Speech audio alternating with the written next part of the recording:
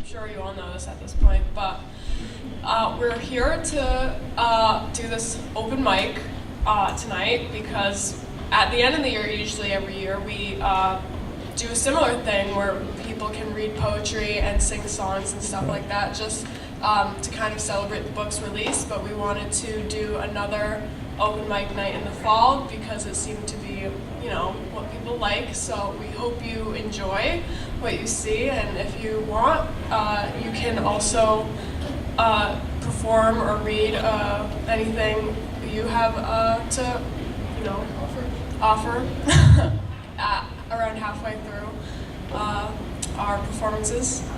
If you feel confident, I'm also considering, but I don't know yet. We'll see.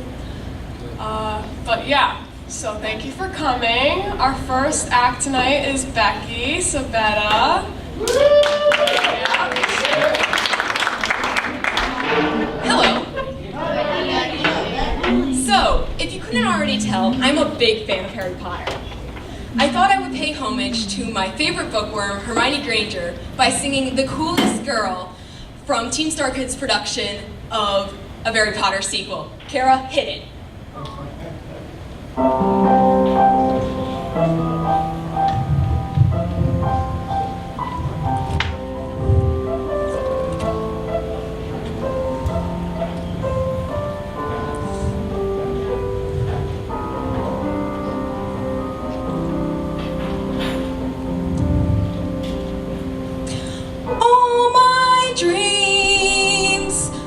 Chasing after, they don't need all this laughter. I take a grain of salt, a stiff upper lip. It's not their fault, I'm not as hip. Wake up, kid, you know you're more than this. I'm the smartest person that I've ever met. So why do I allow myself to possibly forget? There's so much I know how to do, so much more than all of you. The only thing I wish I knew was how to make them see the girl that I can be.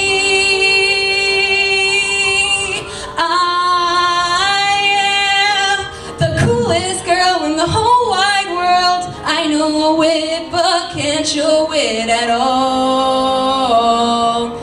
I am sick and tired of lone on higher places where I should belong. It's about time I prove them wrong.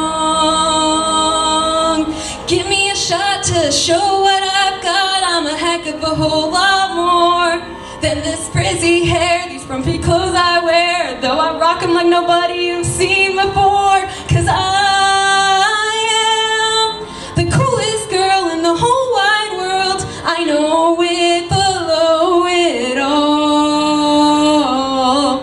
I am done with losing, on with choosing the coolest girl on the face of the planet, the coolest gal on earth, god dang it, the coolest chick you've ever seen or heard. So you can try to bring me down, but sorry guys, I'm sticking around. I've thought about it and I found that I am the coolest girl.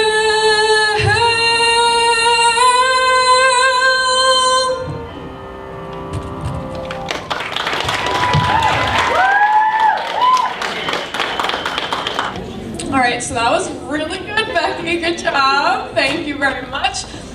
So just a little announcement, there's like a lot of food back there. We just got a pizza, so if you want pizza, you should probably go get some. And now we have a reading from Nadia Calabrese, so let's welcome her. So this is a piece I wrote for creative writing, and I was given a picture of what looked to me like the Grand Canyon, but it was a little dark. So I wrote something about the setting that I saw. So this is called The Beauty of Reality. The dry caked earth surrounds every living creature. It is brittle, almost like thin sheets of melted sugar. He stands off in the distance, admiring the beauty of this place, taking in every inch, calm and peaceful. In the far land, an eagle's cry is heard. It's caught its prey, or so he believes. The man follows the sound as he is intrigued to see what creature has suffered the wrath of nature. Slowly and carefully, he follows the sound of cries made by the eagle. It becomes hard to decipher where he is in the miles of forest that surround him. The once open area of red mountains has now become dark green leaves of ancient trees. All his senses are dimmed as the only thing that catches his attention. What was once the smell of pine and dampened soil is now decay, the putrid smell of rotting flesh and something metallic. He falls to the ground out of fear, and gravel upon the ground strikes the palms of his hands. He doesn't notice that his hands are stained with deep and red blood. So red it's almost purple. Before him sits the corpse of what was once a person, something yellow in color oozing from the body. The stench is so horrendous he covers his nose, forgetting that there are open wounds on his hands. Quickly he flinches before tripping on an old fallen tree. He stumbles towards the cool ground and the rotting corpse, face first into an unrecognizable pile of what was once human. What was supposed to be a place of serenity has turned into a living nightmare. The sound of his body forcefully hitting the ground echoes through what seems like miles of emptiness. The taste of salt fills his mouth as he was just centimeters from reaching the body. Now with a closer look, he can see the pure disgust of what has become a dead pile of biology. The sound of a crack follows him as he races back. Thunder strikes as lightning is near, bright and terrifying. It turns the once dark forest into a light show as he runs to safety. His heart beating loud with every thud his body makes as it comes in contact with the now flooded earth. The cold rainwater splashed onto his skinny limbs as he rushes to some form of familiarity. He returns to find nothing. He is lost, as he will become a pile of rotting flesh in the woods. Thank you, Nadia. That was very beautiful. Next up is Brandon Stimson. All right, we're gonna give you a little Perfect by Ed Sheeran.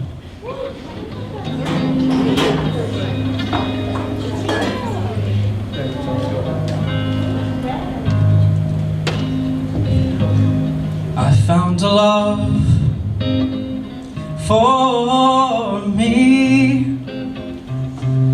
darling, just dive right in, follow my lead. Well, I found a girl, beautiful and sweet. I never knew you were the someone waiting for me, 'cause we were just kids when we fell in love, not knowing what it was. I will not give you up this time, darling, just kiss me slow. Your heart is all I own, and in your eyes you're holding mine. Baby, I'm dancing in the dark with you between my arms, barefoot on the grass, listening to our favorite song. When you said you look a mess, I whispered underneath my breath, but you heard it. Darling, you look perfect tonight.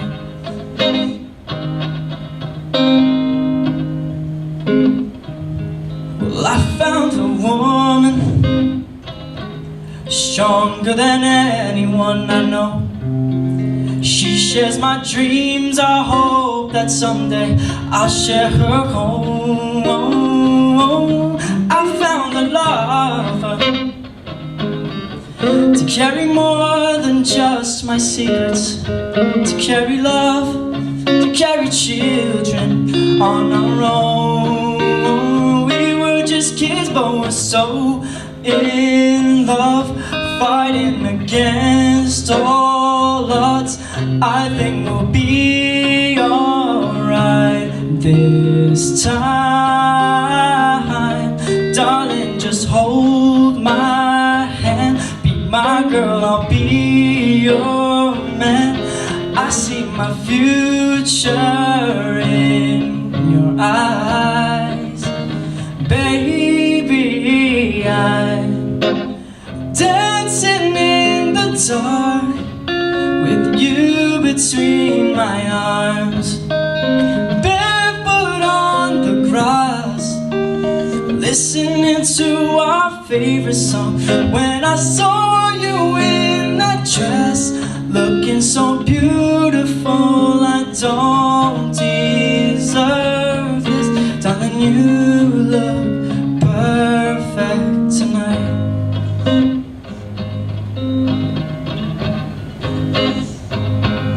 Baby, I dancing in the dark with you between my arms, barefoot on the grass, listening to our favorite song.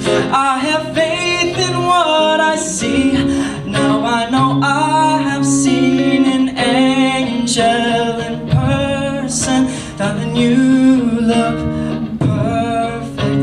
I don't deserve this. Darling, you look perfect tonight.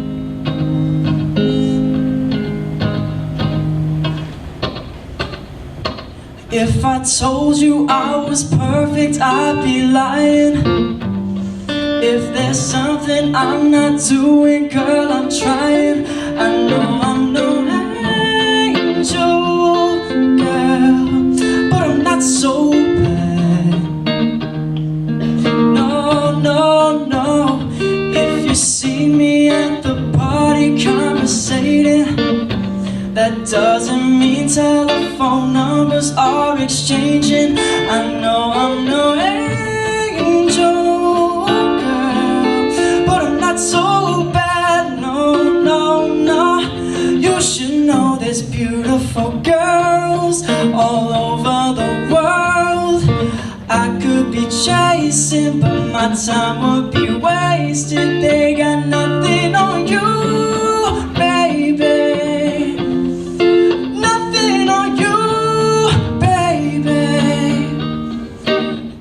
Say hi, and I might say hey, but you shouldn't worry about what they say, 'cause they got nothing on you, baby.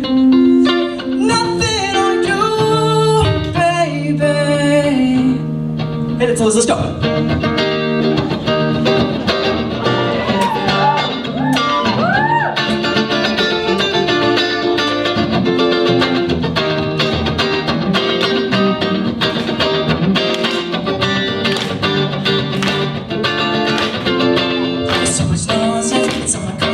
I'm thinking maybe we should let it go. Maybe I'm daunting, but I was wondering if maybe we should let it go. Maybe let it go.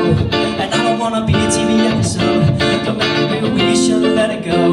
Go, go, go, go. Beautiful girls all over the world. I could be chasing, but my time would be wasted. They got nothing on you, baby.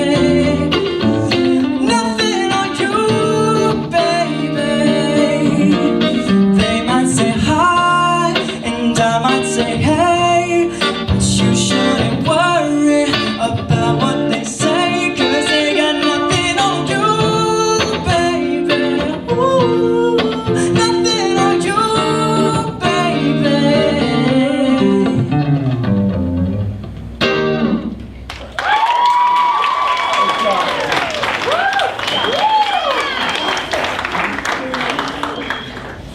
Okay, thanks Brandon, thanks to Lizio, that was very good. Up next we have music by Jason Oftanowski. Yeah? Yeah?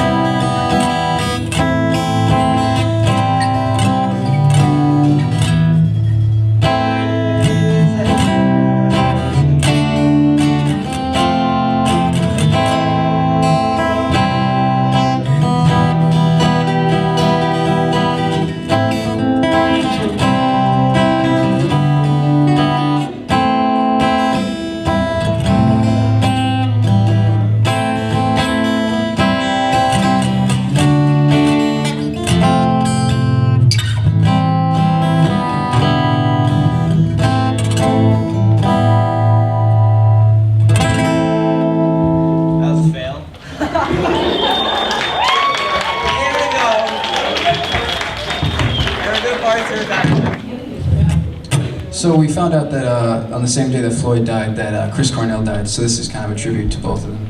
This is Like a Stone.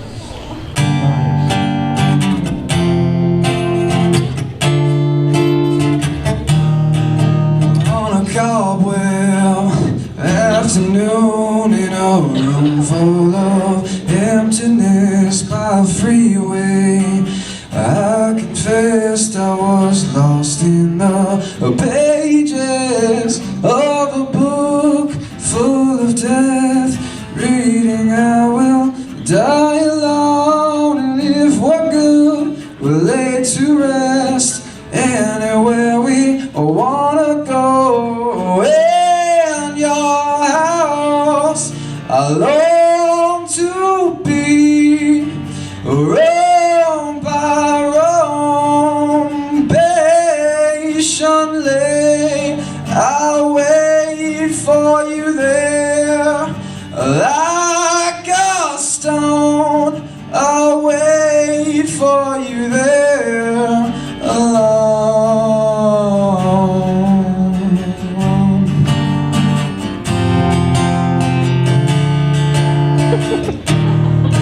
On my deathbed, I will pray to the gods and the angels like a pagan, to anyone who will take me to heaven, to a place that I recall.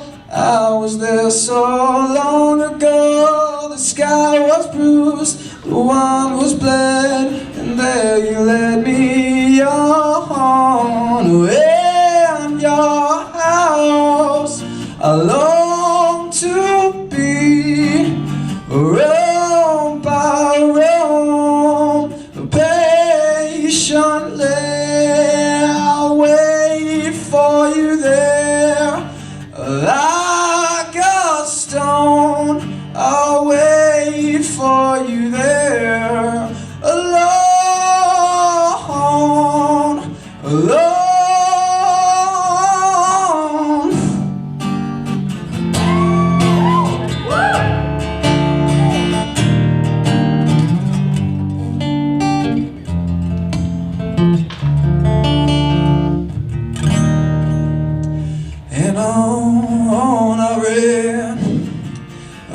till the day was gone, and I sat in regret at all the things I've done, for all that I've blessed and all that I've wronged. I will dream until my death, the longest gone, only on in your house. I long to be roam by roam, patiently I'll wait for you there, like a stone. I'll wait for you there, alone, alone.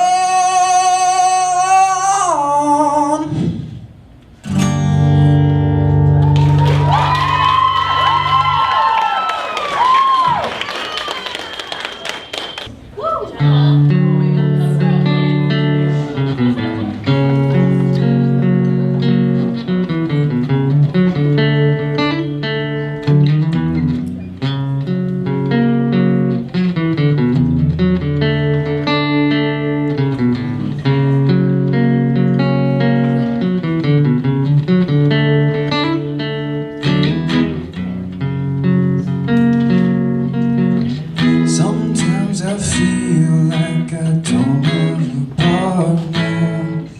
Sometimes I feel like my only friend is the city I live in, the city of angels. Lonely as I am, together we cry.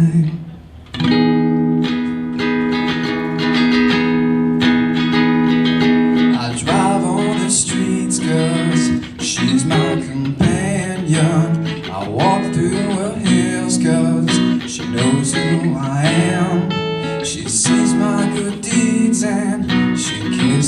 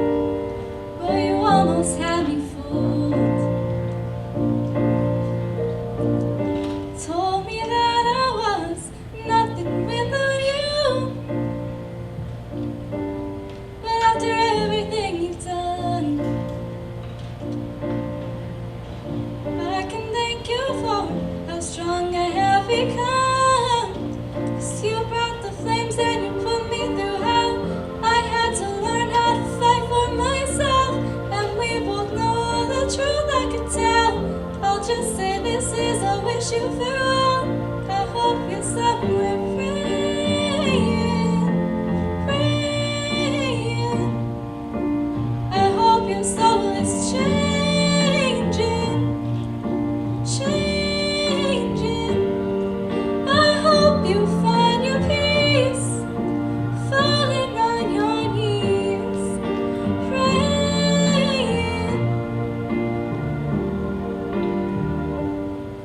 I'm proud of who I am. No more monsters, I can breathe again. And you said that I was on. You were wrong and now the best is yet to come. 'Cause I can make it on my own. And I don't need you, I'll find a strength I never known. I'll bring thunder, I'll bring rain. When I'm finished, they won't even know your name. When you put me through hell, I had to learn how to fight for myself. And we both know the truth I can tell. I'll just say this is I wish you farewell. I hope you're somewhere praying, praying. I hope your soul is changing, changing. I hope you find your peace, falling on your knees, praying. Sometimes I pray for you at night. Oh, someday maybe you'll see the light. Oh, some say in life you're gonna get what you give. Some things only God can forget. I hope you're somewhere praying, praying. I hope your soul is changing, changing. I hope you find your peace, falling on your knees, praying.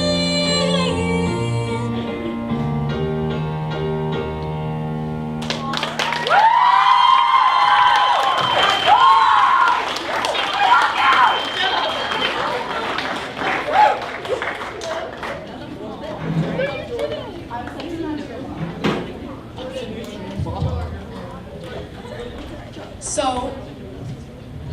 that was the end of our so-called first act. So now we would like to open up the mic for anyone that would like to, on the spot, perform anything. Anthony? We'll have this. Hey, Anthony. We'll give it until about 7:05 for anyone who wants to come up and read or whatever. And also, there's still a lot more food, so you should probably go get some more like right now. Hello.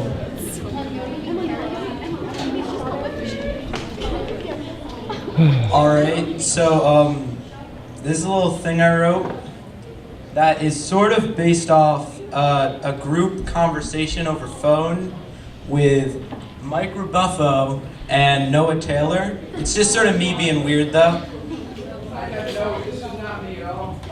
Yeah, he was very confused, so it's fine. It's called a dialogue because it sounds artsy, doesn't it? Socrates? So, yeah, Socrates, yeah. So, just sort of try to follow along. It's 3 people. Oranges, the color, in 3D, because you don't watch blue in 2D. Orange, see left, right, up, down. Blue is plain, like a graph, but like not. Like Goodwise.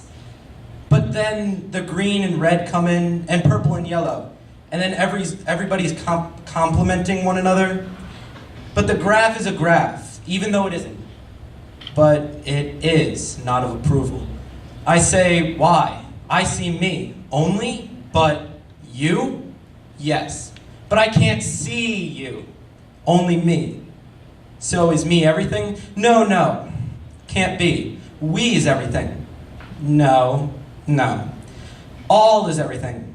Then who am I and why can't I see all but me? Am I a narcissist? Are we all? Who's to say? Not me, not him, nor not I, nor anyone but he. There is no he. I see, but there is we? Maybe.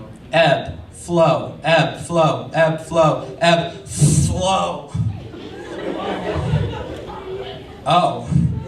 Together is now, but I see not all or we. I see me. And we can go together? Maybe. Maybe. Maybe. Maybe live. May believe. Ah! Alright. So yeah, that was my piece. And then just to liven it up a little. Alright, to liven it up a little, I got a little haiku for you. Little bird looking in the bakery window, there are no crumbs for you today, only death. Alright,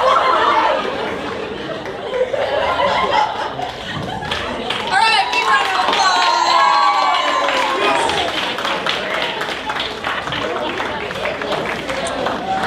Okay, so I would like to go next, and I actually would like to invite everyone up to the mic except Mike Rebuffo, because it is Mike Rebuffo's birthday and I want to sing happy birthday to him. So everyone, if you want, you don't have to, but like, everyone.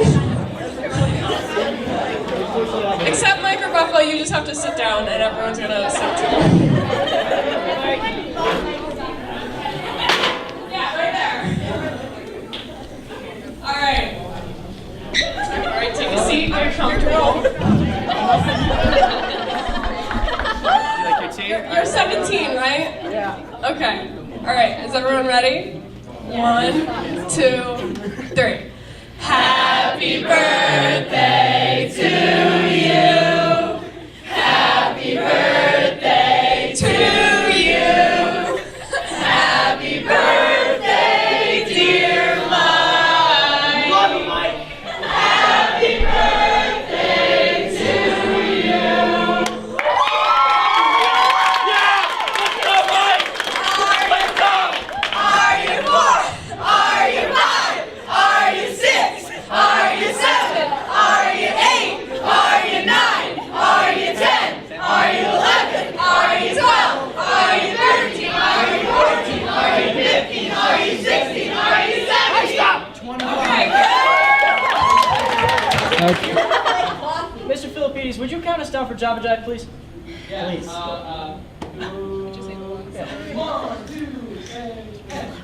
Ba-da-ba, ba-da-ba, ba-da-ba-da-ba-da, ba-da-ba, ba-da-ba, ba-da-ba-da-ba-da. I love coffee, I love tea. I love the Jabba Jive and it loves me. Coffee and tea and the Jabba and me. A cup, a cup, a cup, a cup, a cup. I love Java, sweet and hot. Whoops, Mr. Moto, I'm a coffee pot. Shoot me the pot and I'll pour me a shot. A cup, a cup, a cup, a cup, a cup. Oh, slip me a slug from that wonderful mug, and I'll cut a rug with a snug in a jug. A slice of onion and a raw one. Draw one. Waiter, waiter, percolate. I love coffee, I love tea. I love the Java Jive and it loves me. Coffee and tea and the Java and me. A cup, a cup, a cup, a cup, a cup.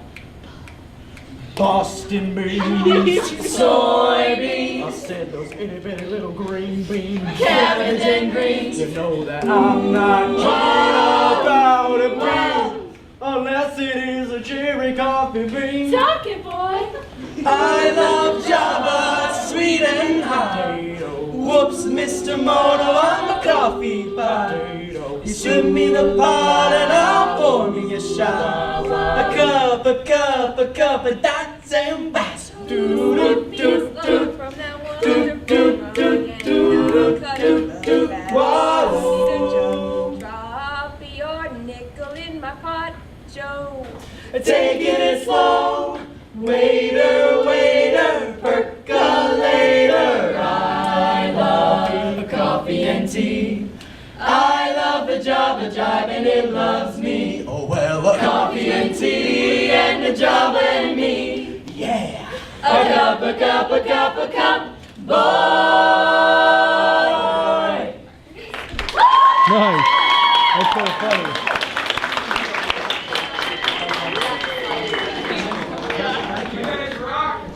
That was great.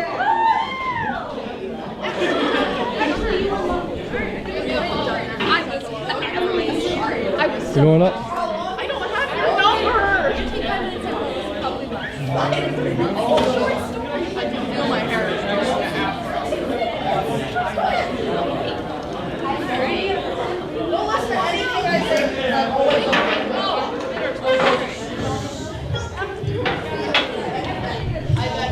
Hello again. I've come up this time with a short story I wrote last year, so hopefully it's as good as I thought it was. This story takes place in a fantasy-style adventure world. If you've ever played an MMORPG, think of that type of world. The weary adventurer, and it's called Deceiver. The weary adventurer trudged into the crowded tavern. He made his way to the smallest table, which was situated in the corner farthest from the door. As he waited for the tavern's owner to ask him what he wanted to order, he stared at the cracks in the wood and the dark stains that dotted its surface. He had memorized the table's surface after staring at it so often, and was able to recall its most intricate details when his eyes were closed. He heard someone approach the table. Opening his eyes, he looked up with the assumption that the barkeeper would be standing before him. To his surprise, he found himself looking at a different woman. She sat down in a chair that had been there several seconds earlier. "Hi," she said with a grin. "My name is Cortex." His gaze returned to the table. "The other tables were filled," she promptly informed him, though he knew it was a lie. She had brought the chair over. "But," he thought as he snuck a glance over at her, "why?" He felt as if he gained some sort of answer when he saw her pointed ears twitching underneath her hood. Elves were notorious for lying. Some tribes he had encountered in his travels had even referred to them as deceivers. As he noticed the barkeeper approaching out of the corner of his eye, he decided that the elf would want to follow the ideas of her kind and try to trick him. He would have to remain alert. "I didn't know you had friends," the owner of the bar finally said after staring at the two for a minute. "We're not friends," he growled. The elf smiled and smoothly lied. "I just needed somewhere to sit, and this is the only table open." The human woman took their orders and left. While they waited for their food to arrive, neither spoke. They merely observed each other and the other adventurers around them and remained just as silent when their meals were brought to them. And now we have a time skip. The sun had risen 5 more times since that night, but the elf still came up with excuses as to why she had to sit with him. Her excuses ranged from lack of seating to not being able to find anyone she would have a conversation with. Though he initially felt incredibly uncomfortable, he began to grow slightly used to her company. "Why did you become an adventurer, Arkin?" She watched him as she slathered butter onto her slice of bread. "I really wanted to see the world after hearing all the stories about it. Some of the tales I heard when I was a kid were pretty amazing." He grabbed a slice of bread. They had both ordered the same meal, opting for a simple loaf of bread and glass of meat in place of something more elaborate. "I wanted to be alone." The elf frowned at him. "That's sad. I've always wanted to share the adventure with someone, you know? I've heard that's what makes it a lot more fun." Then she gave a nervous laugh before grabbing the rest of her loaf. "Not that I actually know that anyways." Looking down at the table, he remained silent. What she said resonated with him in a way that he wanted to ignore. Even after they finished their meals and went their separate ways, he to his room and she to somewhere outside of the tavern, the words still rung in his ears. He couldn't forget what she had told him. He knew he wasn't supposed to trust an elf, but what she had said sounded far too true to be a lie. And we have the last time skip. He anxiously glanced out the window at the night sky. His meal had grown cold nearly an hour ago, and the chair she always sat in had been taken to another table. The cheerful and loud banter of the other tables mercilessly bombarded him from all sides. Without her warm smiles and kind words, he felt incredibly alone. He stared down at the table and closed his eyes. If he focused on recalling its design, he could avoid dealing with his aching heart. But it had been too long since he had last memorized its surface, and he was unable to remember its exact details. When he opened his eyes, his vision was blurry with tears. He frantically wiped them away in an attempt to see it more clearly. Crying was a sign of weakness, especially among fellow adventurers. But they'd never been my fellow adventurers. It was then, sitting alone at that small, rickety table, that he remembered the true reason he had become an adventurer, the desperate dream that he had promised to never lose hope in and had been forgotten. When it had happened, when had he convinced himself that he wanted to cut himself off from others? When had he told himself that it was better to give up before trying to make a connection? When had he told himself that he wanted to become an adventurer to be alone?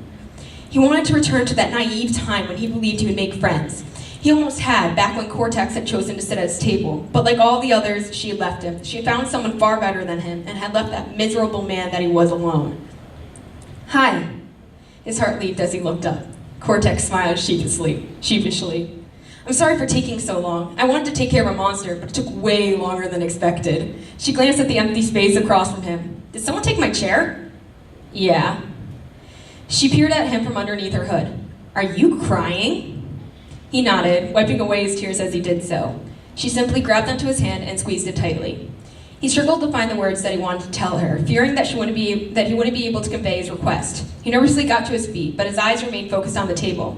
There was a chance of being rejected. There always had been. Do you want to go exploring with me tomorrow? She remained silent. I understand if you don't want to. His breath caught in his throat as he heard her begin to reply, and his heart beat as fast as it did when he was fighting monsters. You're the first person to ever ask me that, she said. He looked up from the table and over at her. She was crying, but her tears were ones of joy.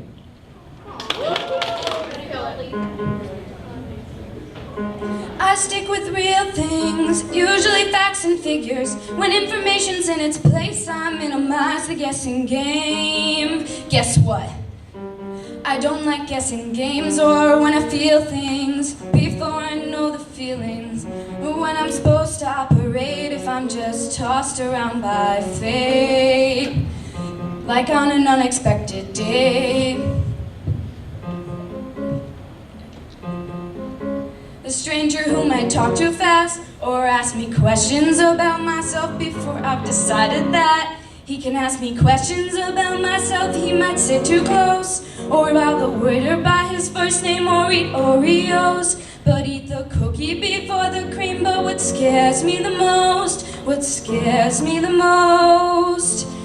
is what if when he sees me, what if he doesn't like it, what if he runs the other way and I can't hide from it? What happens then if when he knows me, he's only disappointed? What if I give myself away before only get it given back? I couldn't live with that. So I'm just fine inside my shell-shaped mind. This way I get the best view. So when he sees me, I want him to... This isn't the right part. Yeah. I'm not defensive. I'm simply being cautious. I can't risk reckless dating due to my miscalculating life. A certain suitor stands in line I've seen in movies, most made for television. You cannot be too careful when it comes to sharing your life. I could end up a miserable wife.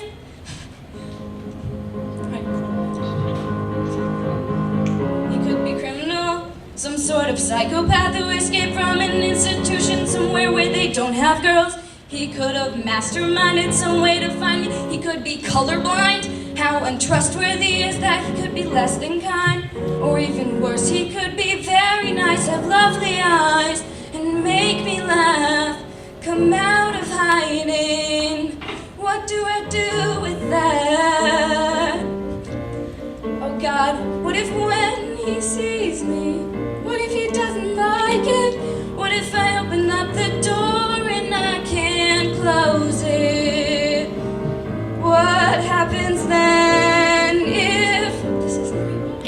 So that's me. I'm only disappointed. What if I give myself away to only give it back? I couldn't live with that. So I'm just fine inside my shell. Shame on. Wait.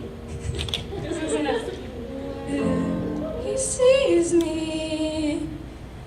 What? Yup, this is happening.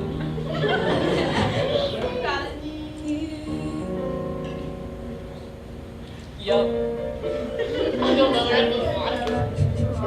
So there's that.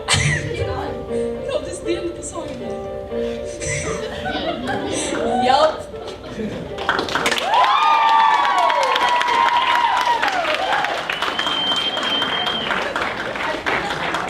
That happens to the best of us. It's okay. Everyone has had that happen to them before, including me. It's okay. So we only have time for 2 more. I think Nate was going to come, and then Colin had a really short poem he wanted to do. So that will conclude our open mic session. Thank you.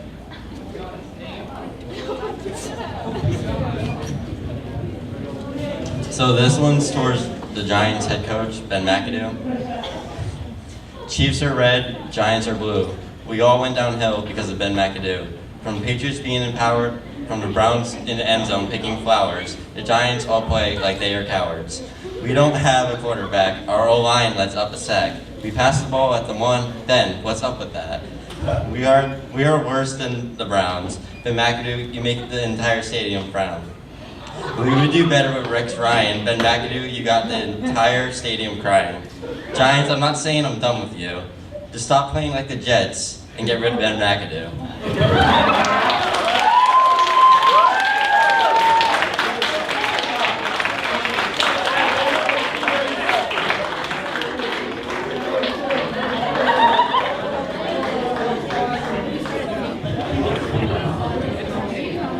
Hello? Nathan, next time try harder. Sweet. So this is a poem I wrote in creative writing class. I hope you enjoy. Hello. How's it going? Oh, sorry. Hey. Hello. How's it going? I'm doing just dandy. Do you want to hang out with me? Don't leave. I'm so alone. My family disowned me. I live in a small cold staircase, but I'm not a wizard, Harry. My dad is not my dad. My mother died in a fire. No pets. I was dropped on my head when I was just a lad. Dad did not try and help. Poor me. The pain. Thank you.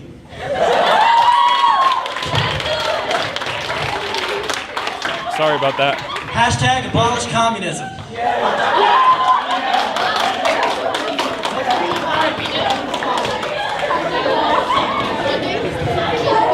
Thank you, everyone. To start off our second act, we're gonna have Kai and Jeremy with their fancy papers. Jeremy! Woo! Ready? Yeah. All right.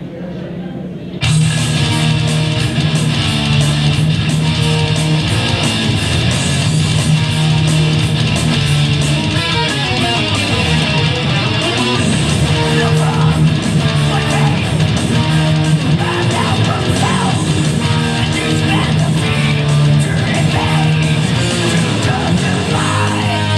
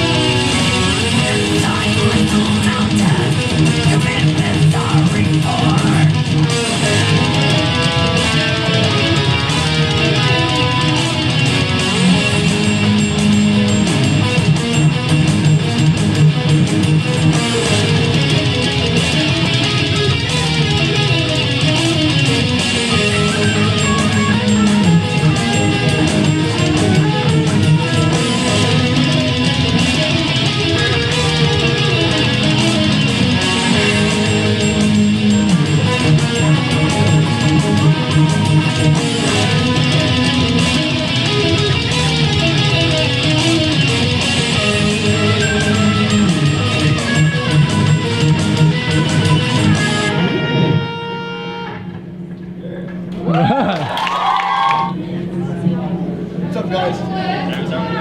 Yeah, we're ready. Go ahead.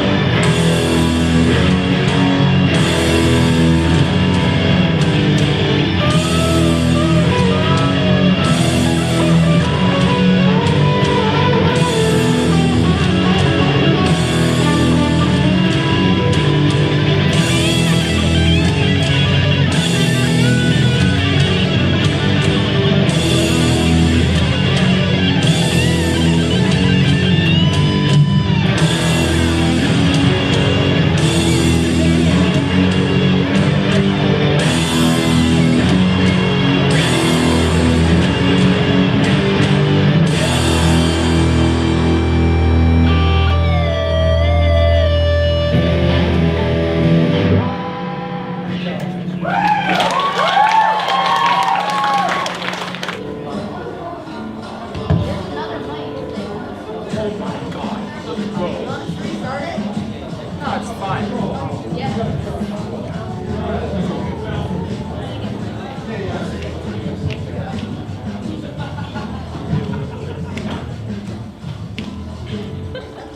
the time of chimpanzees, I was a monkey. Butane in my veins, and I'm out to cut the junkie with the plastic eyeballs. Spray paint the vegetables, dog food stalls with the beefcake pantyhose.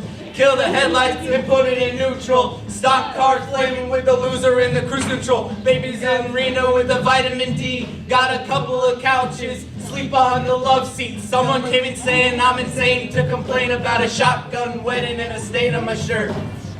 Don't believe everything that you breathe. You got a parking violation and a maggot on your sleeve. So shave your face with some mace in the dark. Saving all your food stamps and burning down the trailer park. Yo, cut it. So you heard the door. I'm a loser, baby. So why don't you kill me? Get crazy with the cheese whiz. So moon pad the door. I'm a loser, baby. So why don't you kill me? In the forces of evil in the bone zone nightmare. Ban on the music with a phony gas chamber, because one's got a weasel and the other's got a flag. One's on a pole, shove the other in a bag with the rerun shows and the cocaine nose job. Daytime crap with the folk singer song. On the guitar string. And it's hanging on a pigeon wing. So, no, hold on. This was totally planned. It's funny, right? I'm a loser, baby. So I unpair the door.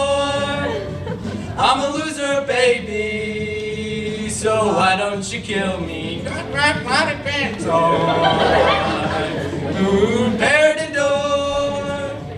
I'm a loser, baby. So why don't you kill me? Did it early. Whatever. Yeah, yo, alright. Freestyling, but whatever I see in the room, okay. Here we go. It's a door. Oh, rap about a door. And it'll play. Anthony up in here. Microphone, cord, blue floor, ceiling. What?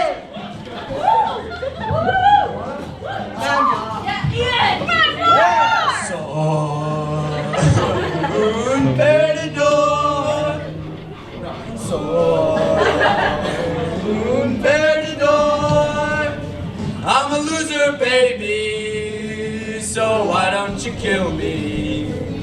So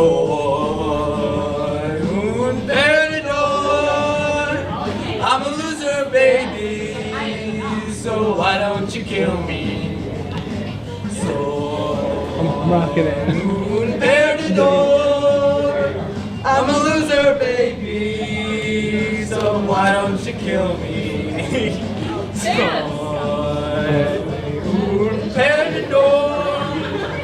I'm a loser, baby. So why don't you kill me?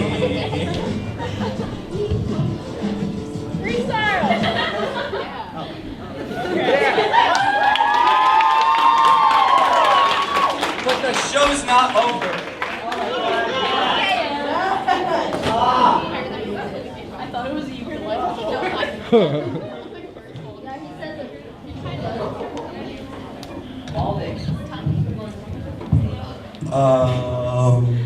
Where'd Ian go? He'll be back. All right, crowd work again. So, like, what's your favorite color? Orange. Interesting color. Really, yeah. It's between like a red and a yellow. That's cool. Yeah. What's your favorite color? My, so it depends on the day. Sometimes I'm blue. Sometimes it's a red. All right, we're gonna go now. It's a very emotional song. Some of you may know it. All right. It's not guaranteed that I know all of it. We're gonna feel it out. Yeah, here we go.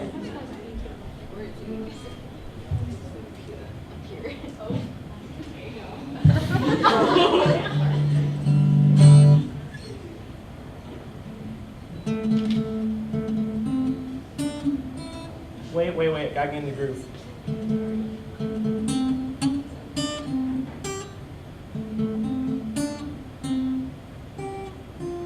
Nope, sorry.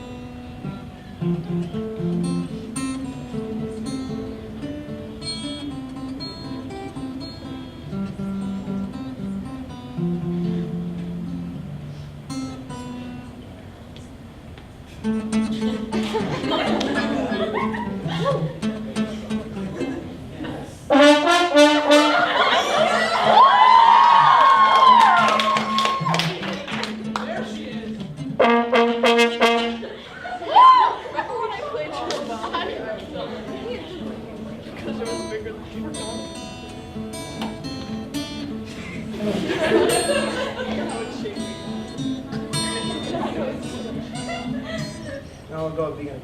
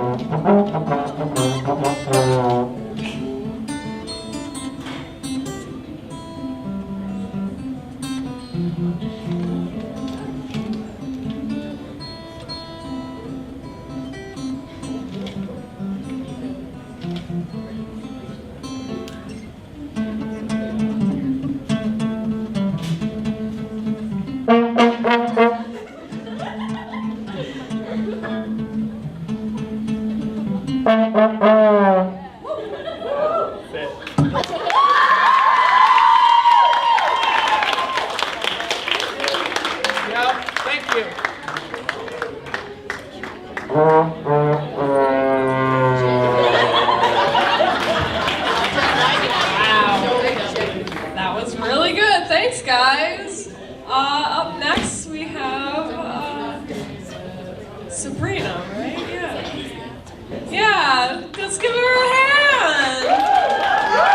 She's gonna do great. Hi, this is a poem that I wrote in creative writing with Miss Dodd called Things Are Different.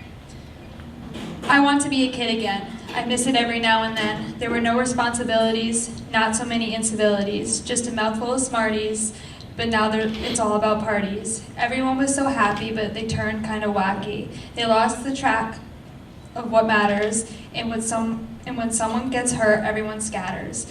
Everyone has turned against each other. In a time of need, they don't even bother. We were all friends by high school that ends. Now we experience anxiety and are ruled by society. They trash talk you over anything, battering you with everything. They use your insecurities and mock some of your biggest impurities. We worry about others' opinions, and we even make some bad decisions. Just give me one day to go back to when I listened to the Hannah Montana soundtrack.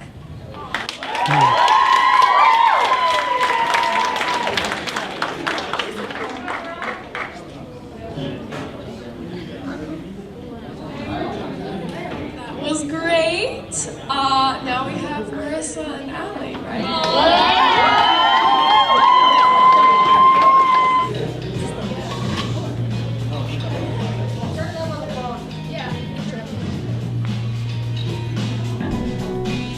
Yeah, better.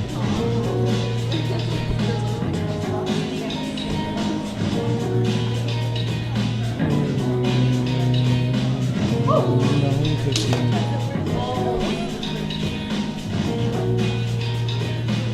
there, the angel from my nightmare, the shadow in the background of the morgue, the unsuspecting victim of darkness in the valley. We can live like Jack and Sally if we want, where you can always find me.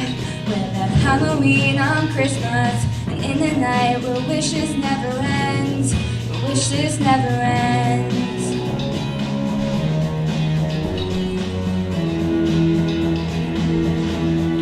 I miss you, I miss you.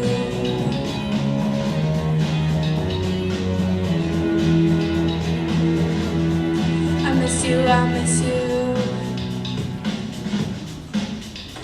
Where are you? And I'm so sorry. I cannot sleep, I cannot dream tonight. I need somebody and always. This sick, strange darkness comes creeping on, so haunting every time. And as I stared, I counted the webs from all the spiders, catching things and eating their insides, like indecision to call you and hear your voice of treason. Will you come home and stop this pain tonight? Stop this pain tonight. Don't waste your time on me. You're already the voice inside my head. I miss you, I miss you. Don't waste your time on me. You're already the voice inside my head. I miss you, I miss you.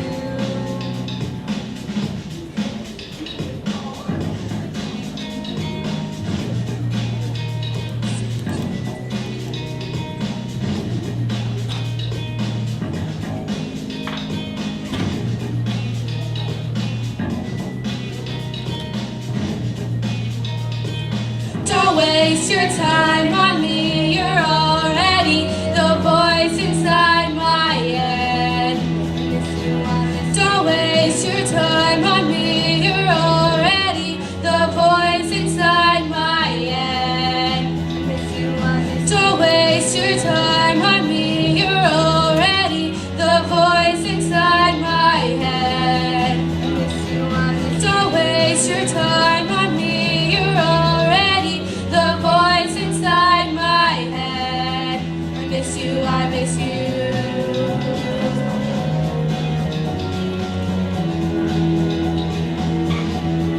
I miss you, I miss you.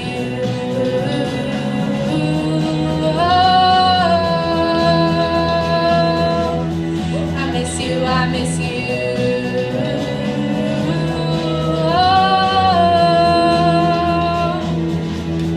I miss you, I miss you.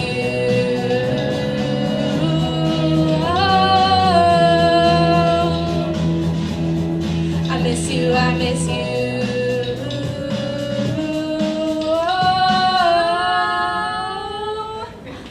I miss you, I miss you.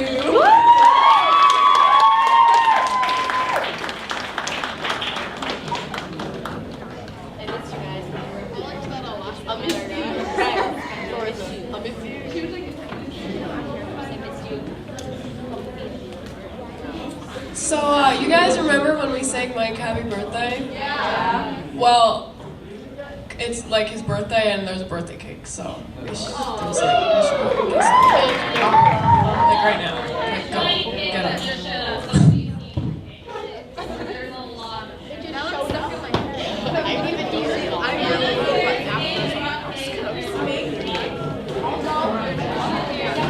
And Dodd herself and Michael Ruffalo are going next, so that would be a very good way to cheer them on by eating cake.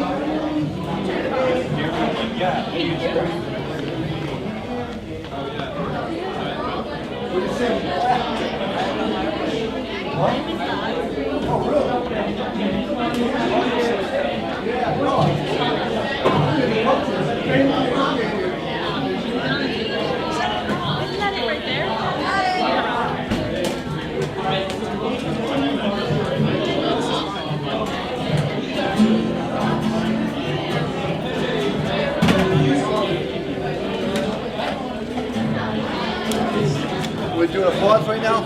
Do a pause.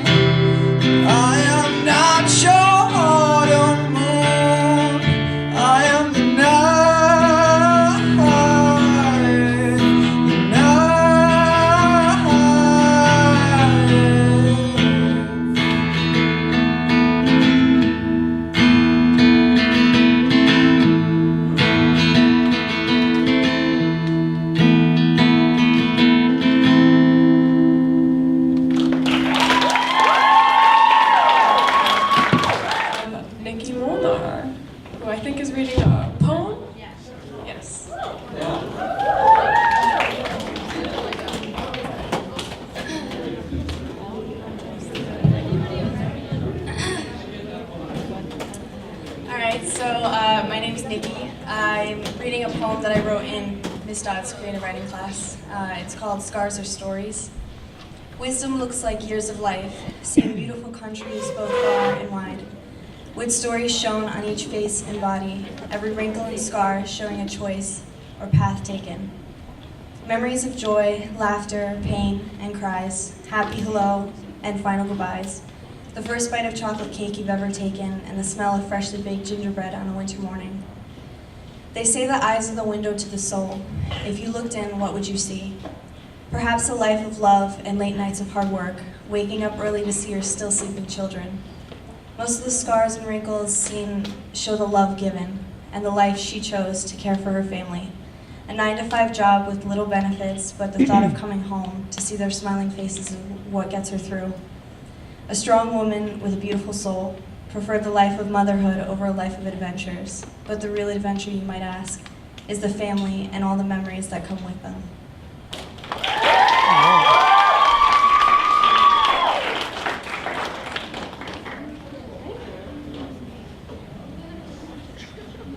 All right, and our last performance tonight is Katie Muller, who's also reading one of her works.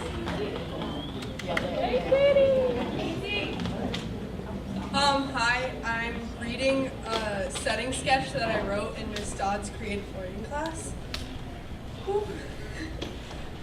A neighborhood lined with houses, green lawns laying before them.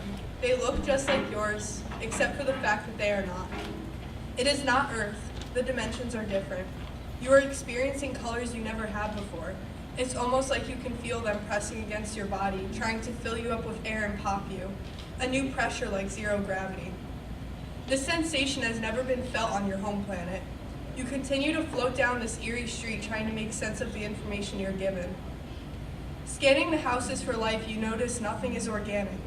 The shadows are cubic and have a still quality. There is no wind blowing through the trees, no temperature to the air. Nothing's making sense. The sky begins to fly over your head, bringing the sharp mountains into view. The silence is becoming deafening. Like white noise is blaring from an unknown location. There are no kids playing in the streets, no cars whizzing by or music bumping from the houses. Questions keep manifesting in your mind on how somewhere so strange can be so familiar. The grass is flat. There are no singular strands. It sits like pavement. Intrigued, you reach down to touch it and it separates under your fingers, mimicking the texture of your own soft lawn.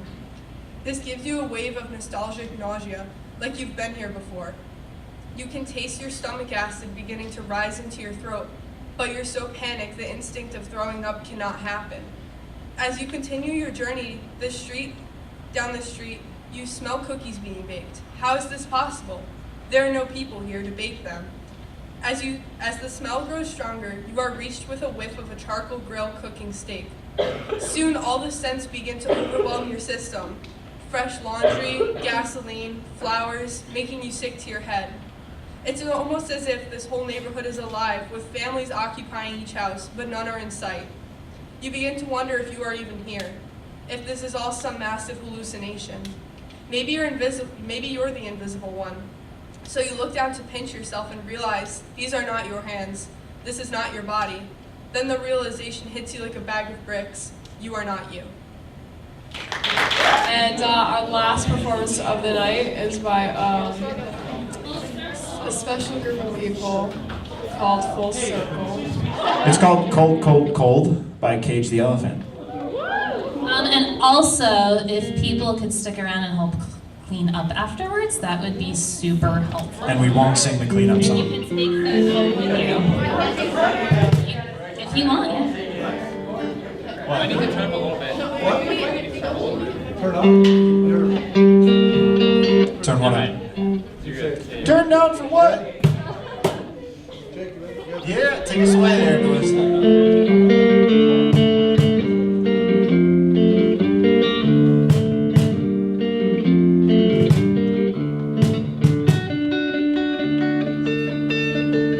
Doctor, look me in the eyes. I've been breathing air, but there ain't no sign of life. Doctor, the problem's in my chest. I feel cold as ice, but it's anybody's guess.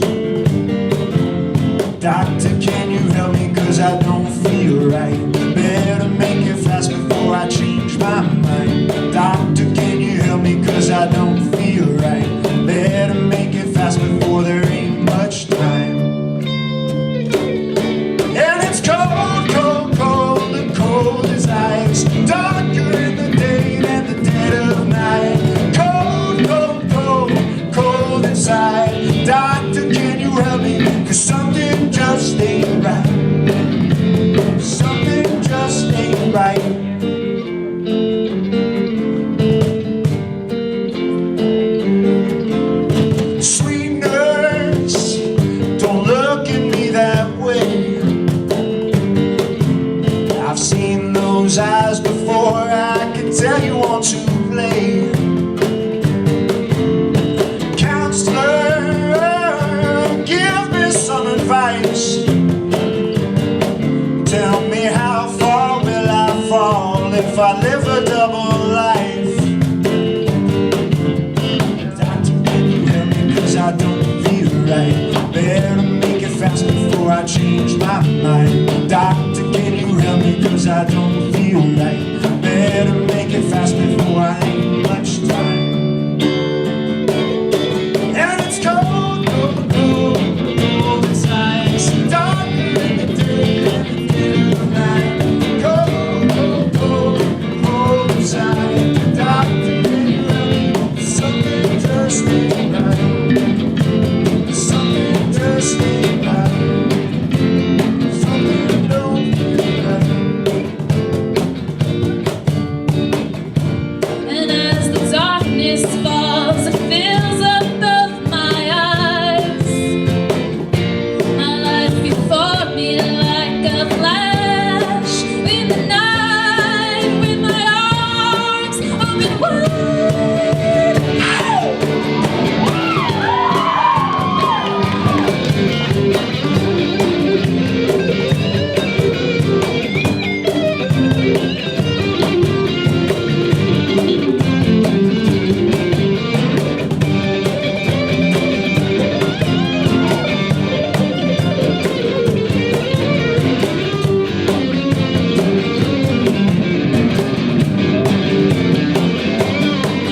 And it's cold, cold, cold, cold inside.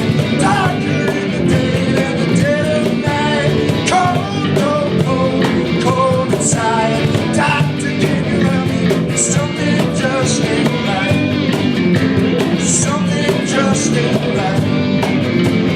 Something don't feel right.